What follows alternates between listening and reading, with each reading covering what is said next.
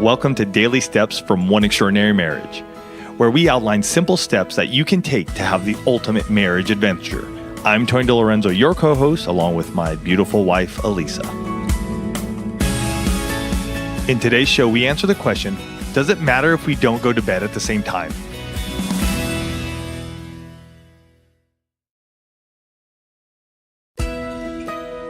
So a little bit more background on this one said that, in all our 19 years of wonderful marriage, we do not have a bedtime routine together. Wow. The only part of the routine is that we watch TV at the end of the day, then I go to bed and he stays up late. Is this normal? And that's a great question. And it was one that actually got us kind of thinking, okay, what is normal?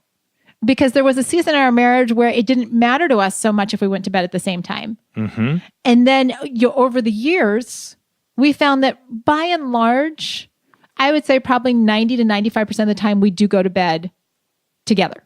Oh yeah, like we're in bed, we're getting ready for bed at the same time. Absolutely. And so, whenever we've got these kind of questions about what's normal, we go to the One Family, right? We'll do a poll on Instagram and we did poll, a whole bunch of you responded to this, and over 75% of you do go to bed at the same time. And there are a lot of studies out there that talk about, what are the benefits? Obviously, it gives you the opportunity to connect.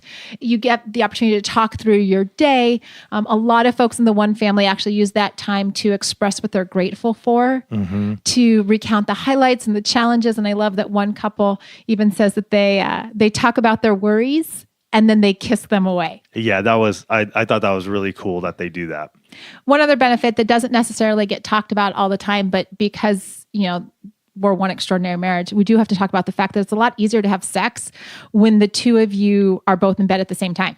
Yeah, well, I think there's just this natural, we're here. It's not, hey, well, you're on the couch and I'm in bed and I'm wondering, are you going to come up? Are you not going to come up? What's happening? Or vice versa. So I think there is this natural tendency to be like, hey, we're both here. Mm-hmm. And so the reality is that in the One Family, a lot of you do go to bed at the same time. Now, the second part of that reality is that not everybody falls asleep together, right? You can go to bed together, but not everybody's falling asleep together.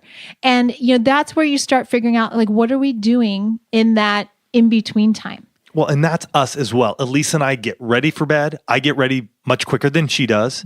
I'll be in bed. She'll come to bed, but I've already been reading for some time. Mm-hmm. So I typically will turn off my light and fall asleep prior to her falling asleep and turning off her light. Absolutely. And, 46% of those responses that we got had to do something with electronics, where people are watching TV, maybe with the subtitles on. I was actually just talking to a woman the other day that she just watches TV with the subtitles, maybe on headphones or whatever. We've got lots of you that are on social media or doing something with your phone or video games. 21% of you will actually then get up, if your spouse falls asleep first, and get ready for the next day, which I think is really interesting. Just as a side note that, you make time for that connection with your spouse and then you do what needs to be done, as opposed to how I used to be, where I was like, no, I got to get everything done and then maybe I'll connect with you. But in that case, Tony was often asleep and it actually caused a greater wedge. So I love that so many in the One Family will do that after. Right. And then, reading for so many really becomes that wind down, but it's looking at, what are those things that you're doing that foster connection, right? For the couple that's been married 19 years and they're like, we don't really have a routine. Can you look at what's out there? Can you craft a routine? Can you create that vision? Like we talked about in last week's show, can you have a vision around what you want your bedtime routine to look like?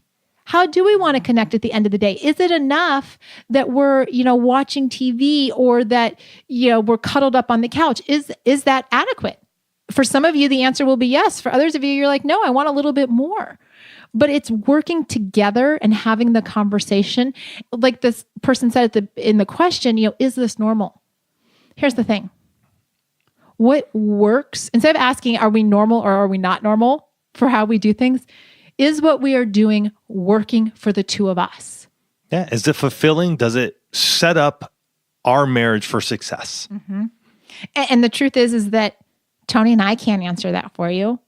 Your girlfriends that are posting on Instagram can't answer that for you. What you see on Pinterest or in, some men's health magazine or, men's magazine or whatever is not going to be able to answer that for you. The two of you building that emotional intimacy, that's going to be the only place where that question and that strategy gets answered in your marriage. For a more in-depth discussion on this topic, check out oneextraordinarymarriage.com/467.